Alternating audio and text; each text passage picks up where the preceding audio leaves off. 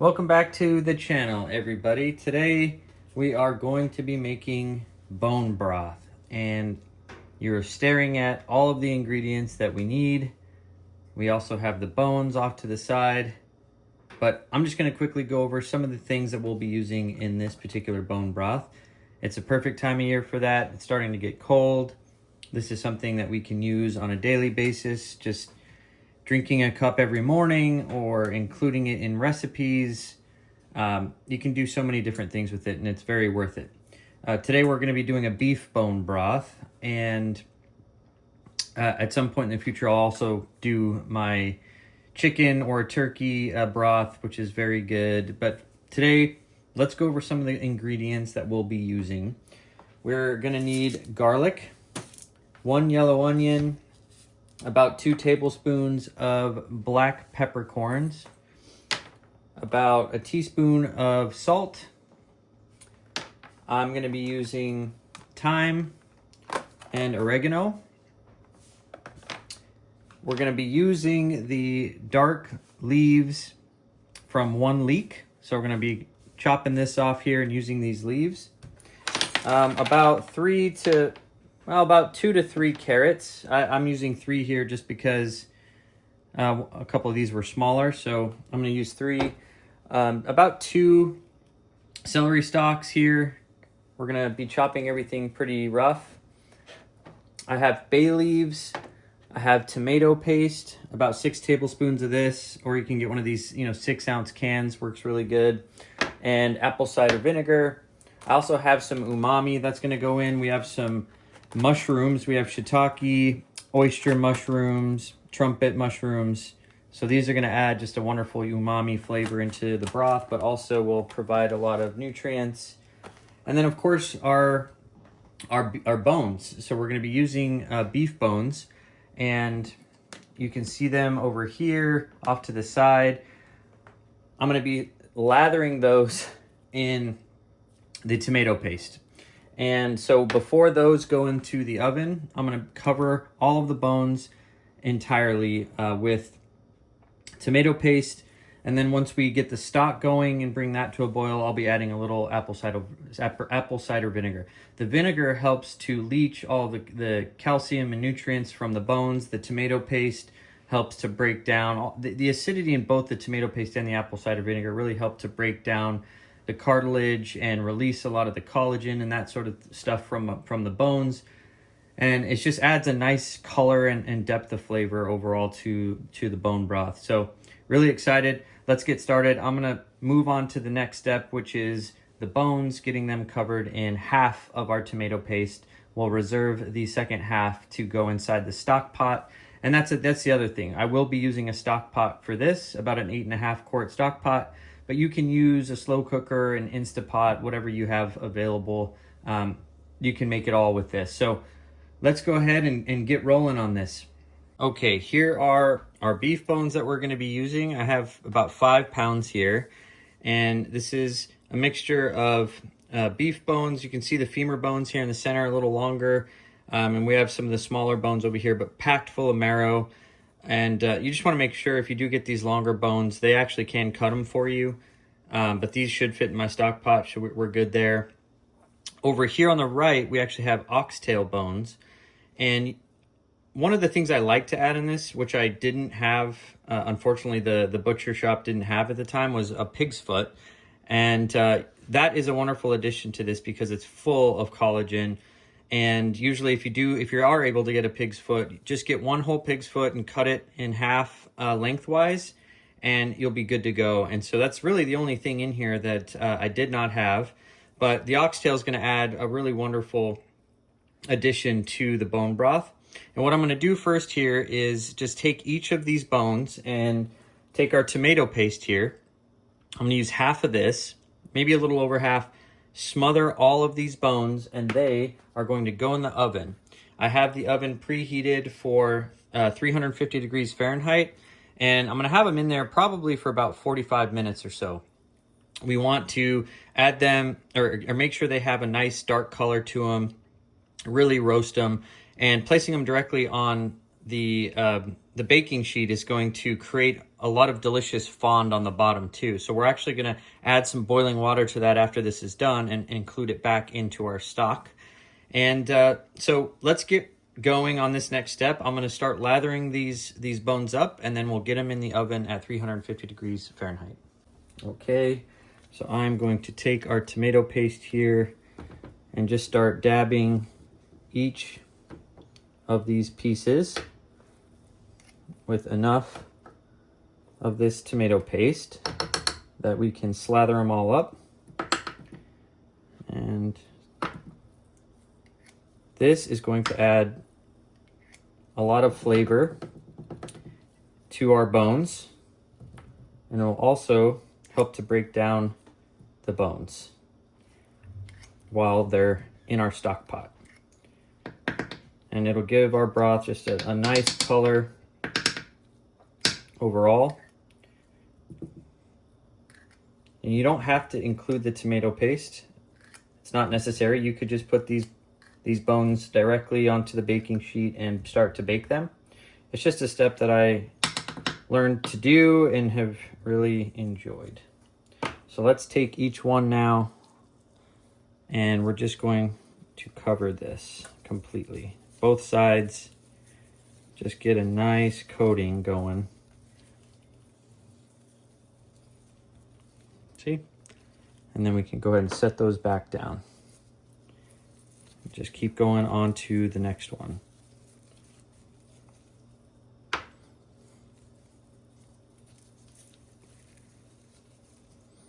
It's nice to have some meat left on these bones.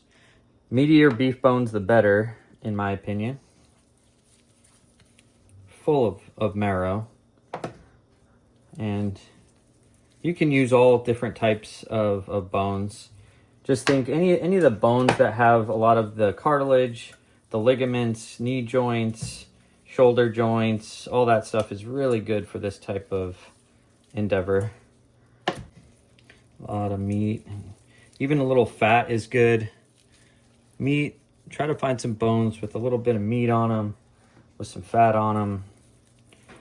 A lot of marrow. And you can go to your local butcher. That's what I recommend. Some grass-fed beef bones are always going to be the best, as you want to avoid a lot of the hormone-packed and antibiotic-packed bones, because that will end up in your broth, and we don't want that. So we're almost there. So we have a good coating on everything here, and I might move some of these smaller guys to the middle. There we go. And there we have it. We are ready to drop this into the oven. All right, we are preheated, and so let's open this up and get these in the oven. 350 degrees for 45 minutes, or until we get a nice dark roasted look to all the bones. All right, now we are just going to prep our vegetables. We don't need to cut these very small, so this is a pretty easy and simple step. I have some bowls off to the side I'm just going to load everything into so I can quickly just dump everything in all at once. But again, for your garlic, we are going to cut horizontally right over the top of this and drop the whole thing in, so you don't need to pluck every single one of them. And really, you only need one head of garlic for this, but this one's rather small, so I have a second here I'm going to add into it. And then, same for the onion. Large chop on those. Big chunky chops for the celery, carrot, and then all of the leaves from our leek. So we can take our leek and put this off to the side. And I am going to just cut these in half. And this has already been washed, so we are set with our leek. The darker the leaves, the better on the leek that you get. So just keep that in mind. And again, big chops for our carrot. And we can put these off to the side in our bowl.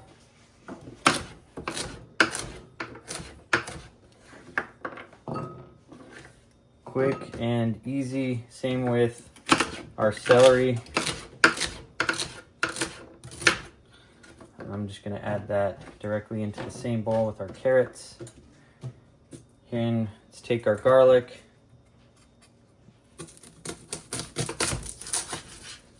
That's what we're looking for. That's all you need. Just cut the tops. We're gonna put those off to the side.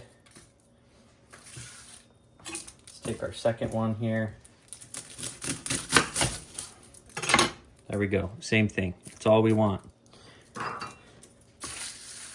Now for our onion, let's just get this chopped.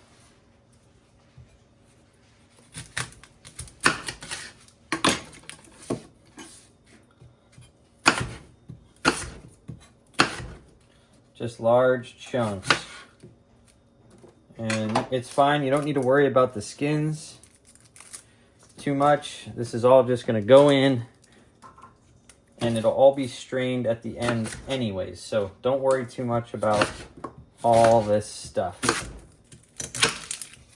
It's not like a regular recipe where you guys want to take and make sure everything is good to go and clean. And then of course, we have our thyme, our oregano, we have our apple cider vinegar off to the side, and we have the rest of our tomato paste over here. That's going to be our next step. So now that we have all of our vegetables off to the side, we're going to take out our stock pot, and then we're actually going to coat the bottom half of the pot with the rest of our tomato paste. All right, we have our stock pot ready to go. This is an 8.5 quart stock pot that we're going to be using. So let's take our remaining portion of our tomato paste, and we're just going to drop that in the bottom of the pan, and then use our hands to coat everything on the inside. So let's just get in there and start rubbing this around. Get the bottom fully covered. And then we're gonna go up the walls, the side of the walls, about halfway up the pot.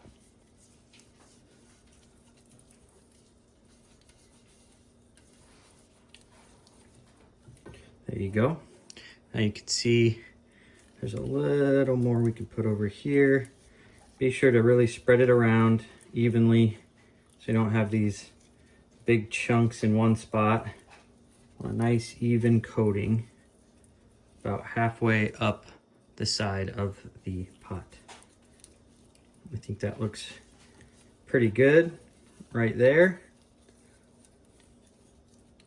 There we have it. That's what you want it to look like. Remember, we're only going about halfway up the side. Don't go too far. And then our next step is we'll get to start loading all of the good stuff inside our pot. And we still have some time to go for the bones to be baking in our oven. And so we have all the rest of everything ready to go. All that's left now is to get the bones added, to get the veggies added, and start bringing that up to a boil. And then we'll lower it once it's at a boil and simmer it. And this process can take anywhere from 8 to 12 hours, 14 hours. You can even go 24 hours if you want. You probably don't want to go any further than 24. And what some people do is they may just do 8 hours. I might do 8 hours today. The longer it goes, to 9 hours, 10 hours, 11, 12, the more you're going to extract from those bones. And it's just only going to make your broth better. So some people, if they don't have all that time, they actually will just take it after the first day of simmering and put it in their refrigerator, and then take it out the next day and continue to simmer that and bring it back up to heat. And so it's really up to you how far and how long you want to go based on your schedule and how much time you have. But I would at least do 8 hours, at the very least, simmer this for 8 hours, stirring occasionally. But you can go as long as 24 hours for this project. All right, we have our stock pot ready to go with our tomato paste. We are now going to add our vegetables, garlic, herbs, salt, pepper, a little bit of our apple cider vinegar, some bay leaves into this. We're going to add 5 quarts of water, it's about 20 cups total.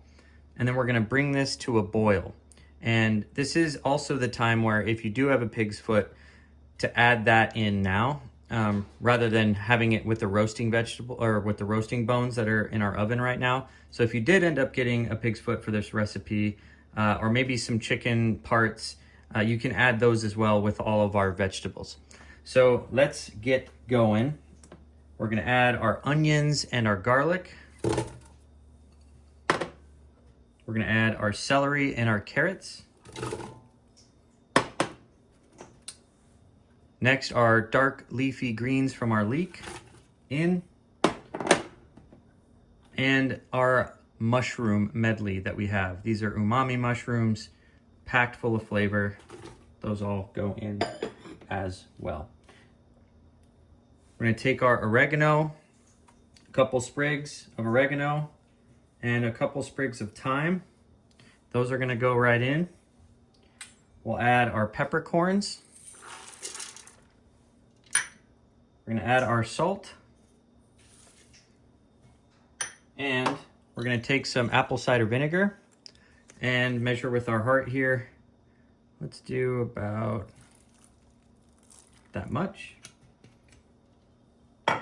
And now we can start adding our water.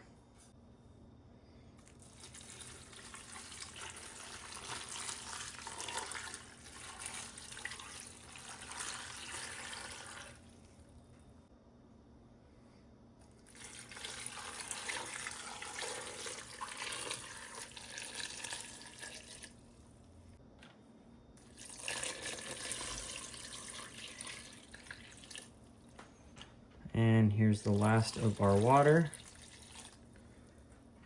And we will now bring this to a boil on high heat. Forgot our bay leaves. Let's get those in as well. I'm just gonna give this a quick stir as we get this going and brought up to a boil.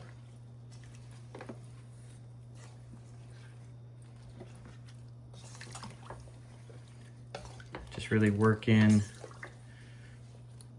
that tomato paste, the salt, make sure everything kind of spreads around nicely so everything gets packed with flavor evenly. And also keep in mind the green leaves, the mushrooms, there's a lot of things in here that are going to shrink down. And our bones are approaching being done. They're about 12 minutes away from being finished. And then we'll go ahead and get those added. Now that we stirred that, we'll cover it back up and wait for this to boil. Okay, as you can see, we are at a rolling boil, which is good. And it is now time to take our bones out of the oven so that we can add them into our pot. And we're actually gonna take some of this boiling water. Once we remove the bones from the baking pan, get them in here, we're gonna take about a cup of water and actually pour that boiling water onto the pan so that we can scrape up all the good bits from the bones and add that all back into our broth. So let's do that now. All right. And be very careful. This is extremely hot and there's gonna be a lot of oil and grease in here from the fat and from these bones getting cooked up. So we'll set that there, close that, and then let's get these added to our pot. Okay, time to get our bones in.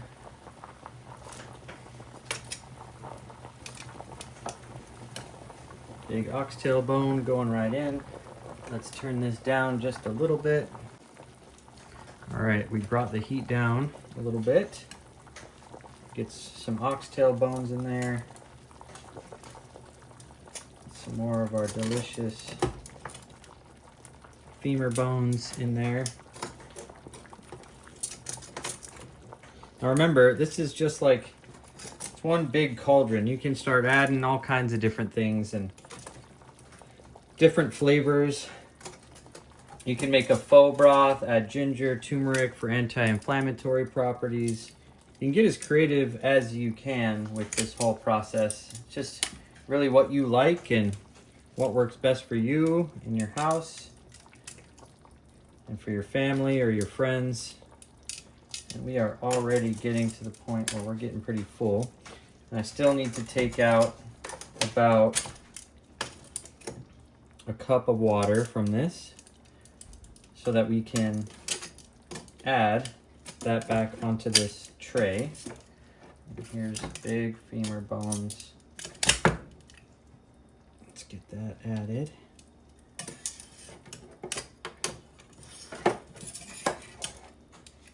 And there we go. Okay, let's get a cup of hot water. All right. I'm gonna take some of this very hot water, and we'll take a little bit more. We're gonna put that right onto our pan, and then we can take, preferably a wooden spatula, and just start slowly and gently shaving up these little fond bits at the bottom of the pan. These black little dark brown crusty parts, we really want to see if we can get as much of that off the pan. And it'll help with cleaning the pan too, but this is just an excellent addition back into our stock here once we get enough of it up. So I'm going to continue to do this for a few minutes, and we'll get it added back to our pot. Okay, I have, I believe, scraped just about every little bit of fond off this pan. And so you can see we have some little dark parts in here, a nice color. Let's get this all back in. So what I'm gonna do is I'm gonna actually take this and pour it into a bowl off to the side over the sink, preferably, because I don't really trust myself lifting this whole thing and dumping it straight into the pot. So I'm gonna go pour it into a bowl over the sink, and then I'll then pour that back into our stock pot. Okay, here is all of that fond and liquid and juices in the broth from the baking pan. I got it all in here, and now I'm just gonna add this all back into our stock pot. One thing to keep in mind is you're probably wondering, why is it so full? And this is actually what we want. So for about an 8-quart stock pot, 8.5 or so, you actually only want about an inch on the sides until it reaches the rim or the lid. So really only an inch left. And throughout the 8 or 9 or 10 hours or so that we're gonna simmer this, that water will evaporate off a little bit. And so that's perfectly fine. But what you want to do, if the water does reach a level below about an inch from the rim, you want to add water back. So throughout the entire process of simmering, we want to keep an adequate water level. And this is very full, but that's on purpose. And we want to really extract as much as possible from this. And because it's going to be on a simmer, we don't have to worry about it, boiling over or spraying or splashing everywhere. Just an occasional stir slowly. Make sure you get those bones all mixed around in there. And we have this on very low heat, so I'm gonna bring it up just a little to get more of a simmer. And then, just keep in mind that this broth will start to evaporate off a little bit. We're also going to be getting some fat that rises to the top. And so we have our little fat skimming spoon that we're gonna take throughout this process, and we'll skim off the fat from the top as that occurs. Another thing to keep in mind is some people, they actually prefer to take the bones and blanch them in boiling water before they roast them. And this is a method that I've tried and you can absolutely do. It's just an extra step. And the reason people like to do that is because doing a quick blanch gets rid of some of those, excess proteins that float to the top, and it really kind of excretes out some of the juices from the bones, the blood, some of that stuff, right? So you can do that. I don't think it's necessary for how I do it, and I don't want to really take the extra step and time to do it. This works perfectly fine like this, and we'll just we'll make sure that we're diligent with skimming the fat off the top throughout this process. And so you can see we're coming back up to a simmer here. And this is where this is gonna live for 8 hours or so. I might go 10. We'll just kind of see how the day turns out. But man, it is packed, completely packed with our bones, delicious vegetables. We have some herbs, garlic, and mushrooms in this. This is gonna be so amazing. You can see some of the peppercorns floating around in there. We already have such a deep color on this. And you know, the longer we get this going, the better it's going to be. So now that we're at a simmer, we're gonna cover this up and just let this do its thing for probably 30, 40 minutes. Maybe every hour I'll come and check on it, and I will stir it up. All right, we have been going for several hours now, and you can see there's some of the froth up on the top, some of the fat coming up. And we've also reduced the water down, so I want to add some more water so that we bring that back up to about our 1 inch mark that we want to have. And if this happens to you, just make sure you keep adding water, and you don't want it to get too low. And at the same time, I am going to be using this spoon here, very fine strainer. I can actually get in here and scoop out some of the stuff on top. So you see this here? We can just scoop that out of there as we go. More will accumulate, which is fine, but just keep trying to get it all out of there and toss it and off to the side so that you can keep this nice and clean. So I'm going to keep adding some more water here and keep frothing, getting the fat and the froth up at the top, and we'll just keep going. All right, we are back, and it has now been 12 hours that we've been simmering our broth. Throughout this process, the water dipped down below the water level several times. I had to refill the water about 3 times, maybe 4 actually. I constantly skimming any of the fat that comes to the top, any of the foam with my spoon. I did that once every hour or so. And so now we can turn off our heat. And the next thing we want to do is take a ladle, a slotted ladle, and we want to go in and find, actually, you know what, I might even use these tongs for that. A pair of tongs might work as well. And what we want to do is first get out the large bones and meat chunks that are in here. So I'm gonna go in and see if I can fish these out. And with any luck, we'll get them into a bowl without dripping too much. And so with this, the idea is we really just want to make it easier for when we dump everything out into our strainer. We don't want any large chunks of meat flying out at us when we're straining our broth. It'll splash everywhere, it'll be a giant mess, it'll be terrible. Look at this large femur bone right here. Just virtually all the marrow out of there.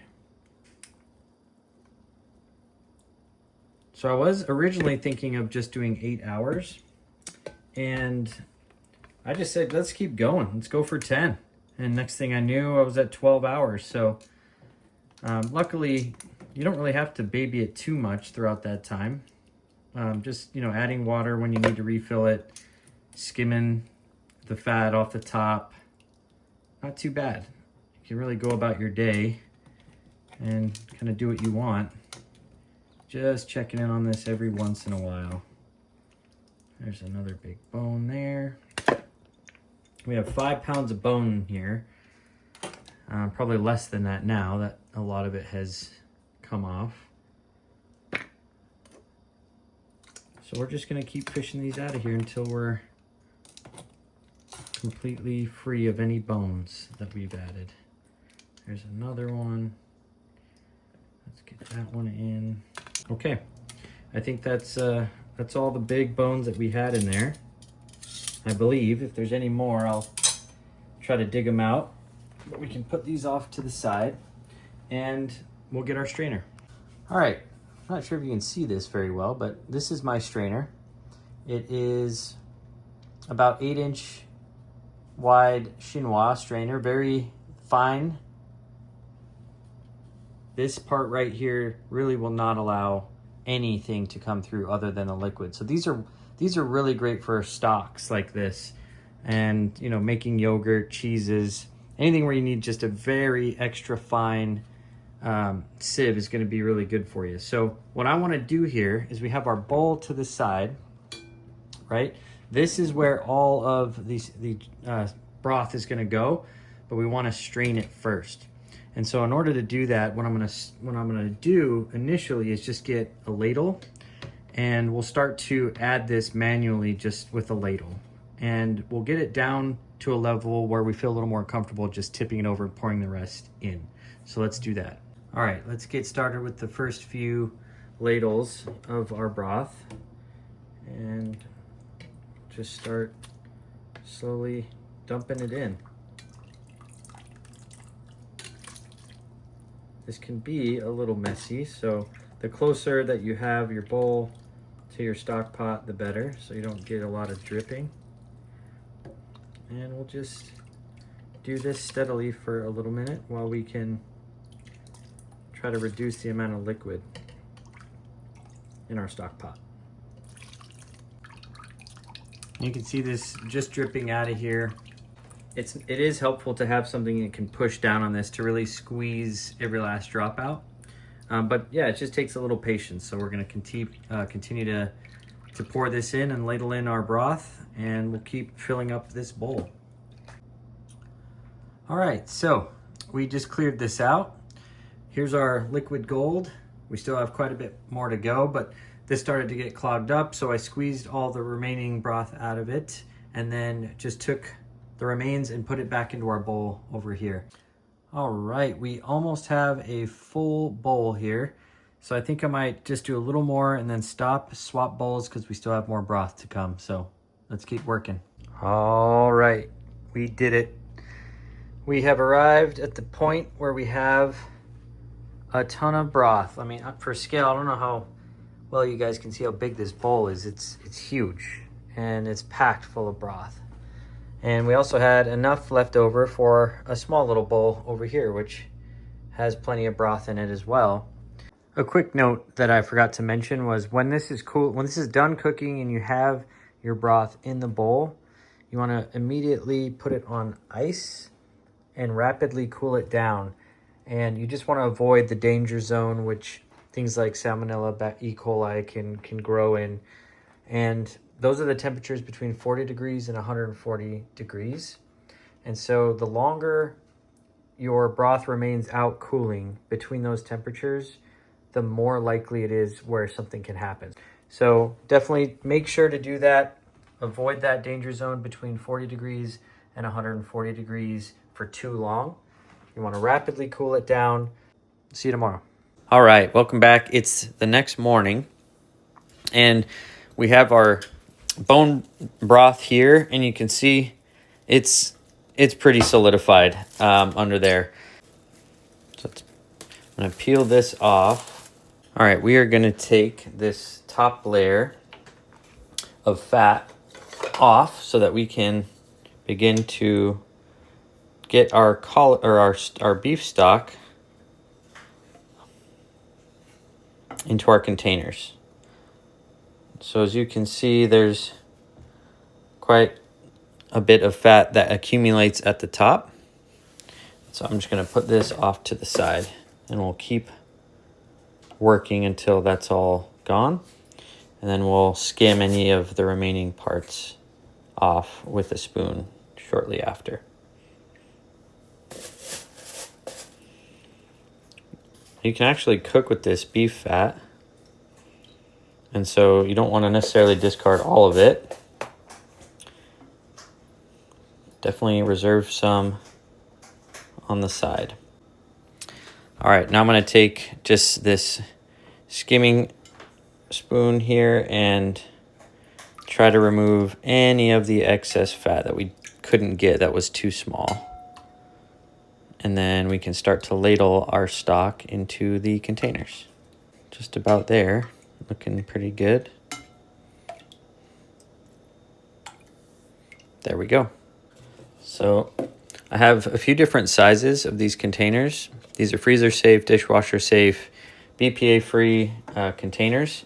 We also have this smaller medium size here and then a small size.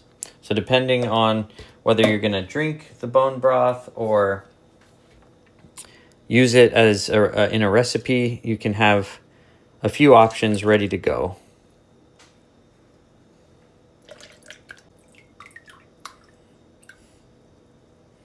I'm just going to go up to this little line here, and then we will put that off to the side and get a lid on it. So here we have it. We're going to get a lid on this, and those snap on really tight. There we have it. So we can leave this in the fridge for, maybe 5 days or so, 5-6 days. Otherwise, you do want to freeze it. And freezing it will last up to 6 months.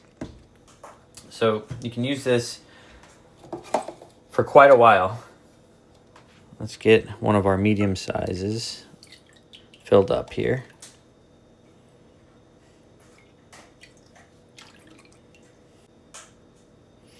There we go.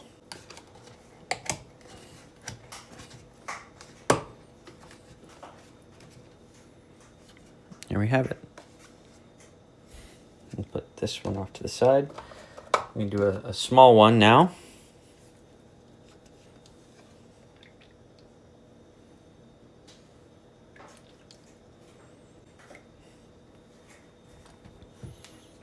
This.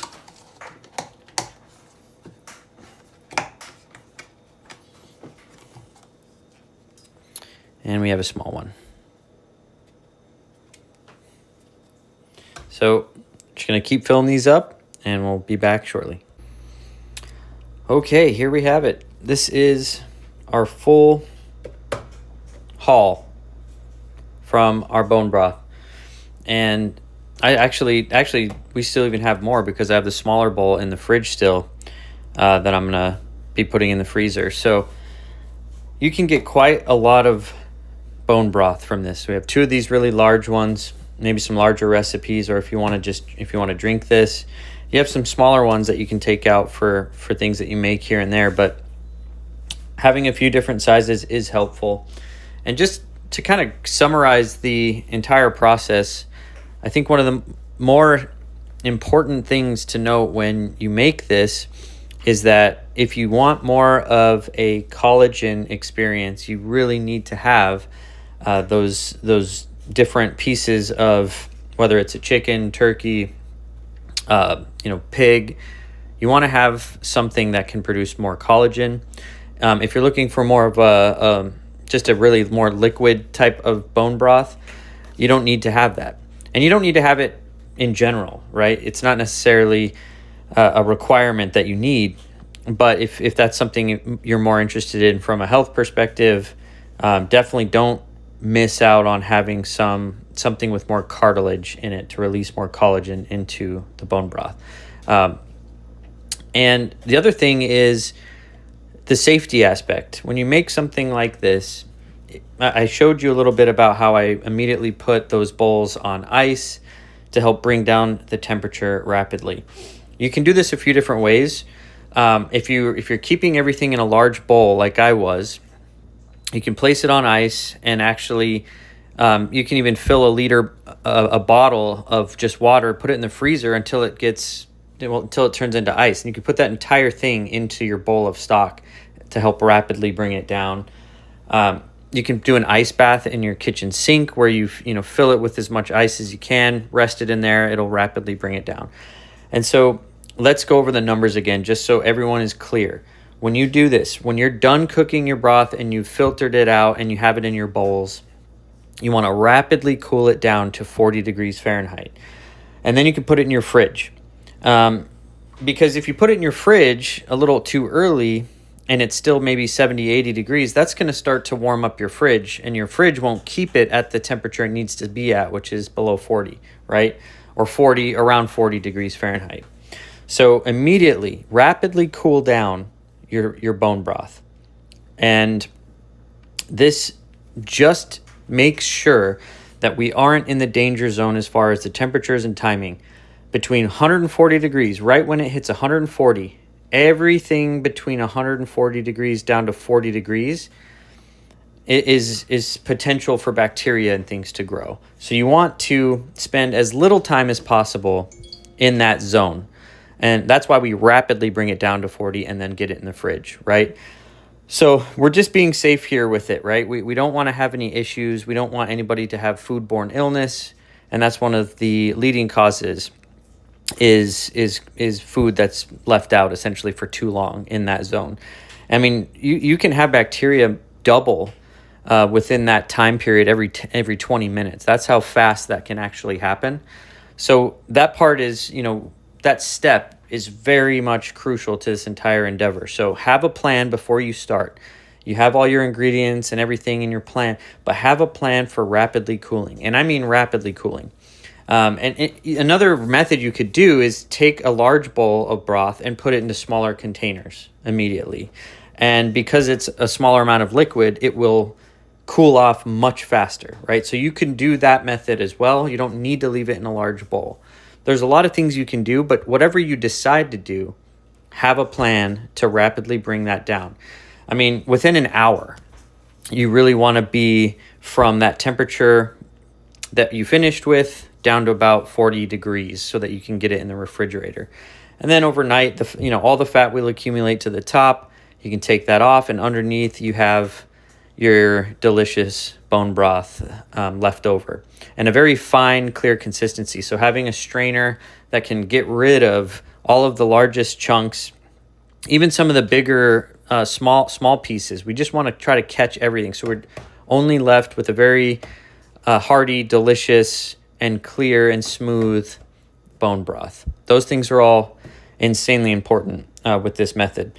So I'll be doing it again. And maybe I'll do our poultry broth next time, and so we can get a look at the different kinds that you can make out there. You can do, fish broth, cheese broths. If you save your rinds, you can do all kinds of delicious things and incorporate them into your meals throughout the week that add just really good flavor. And you're not getting the store-bought stuff that has a ton of things in it that we don't need. There's some really great brands out there that we use from time to time because it's not always easy and you don't always have the time to make your own.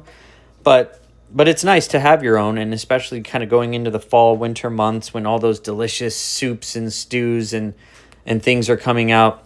Just those heartwarming meals, very comfortable, cozy meals.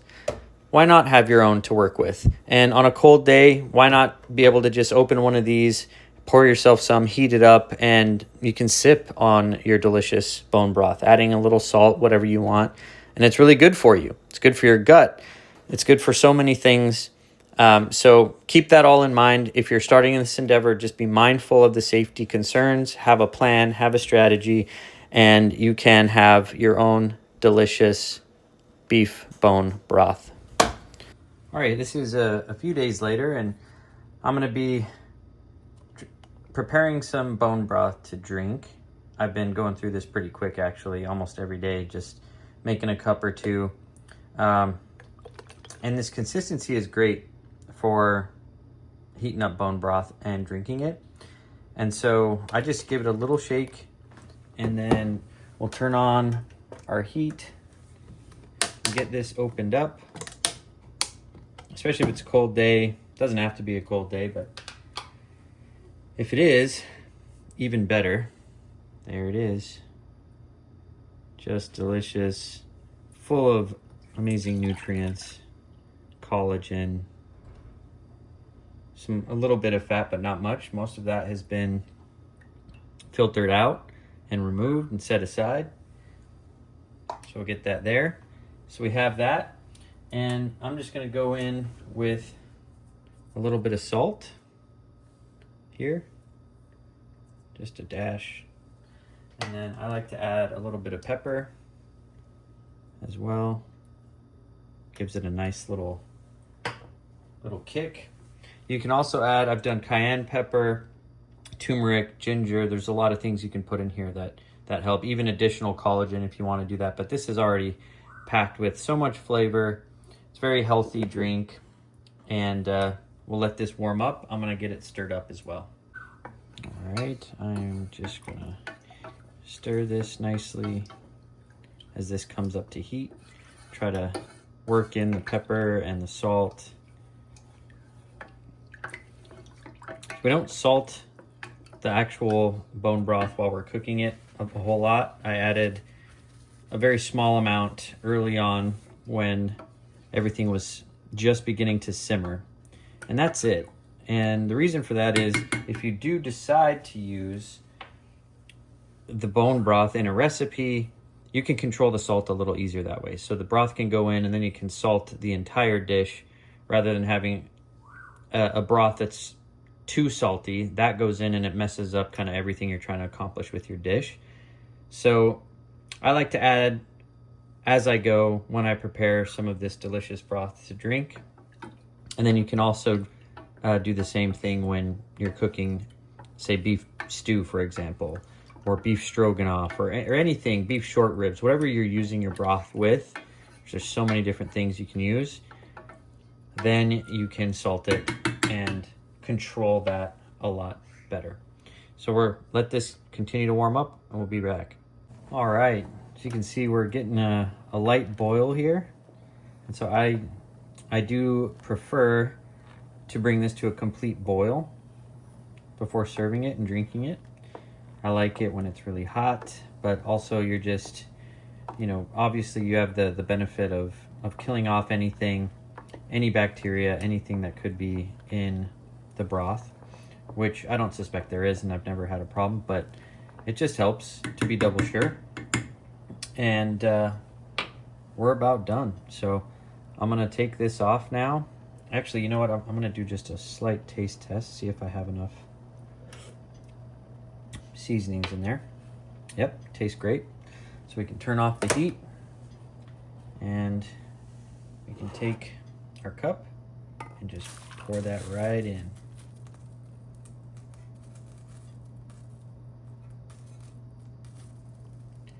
Nice, delicious cup of our homemade bone broth. All right, this is cooled down just a little bit. I'm gonna go in for a sip. Man, delicious. I think just when taking that sip, I get a lot of the vegetables. Celery, carrots, onions, garlic, the delicious bone broth, but also the mushrooms are coming out in a delicious way. It's flavor packed. There's very umami in this broth, which adds just another layer of deliciousness. Ooh, so good. You can use this in so many different things. Hope you guys give this one a try. Well worth it, especially in these colder months. Thanks for watching. Catch you soon.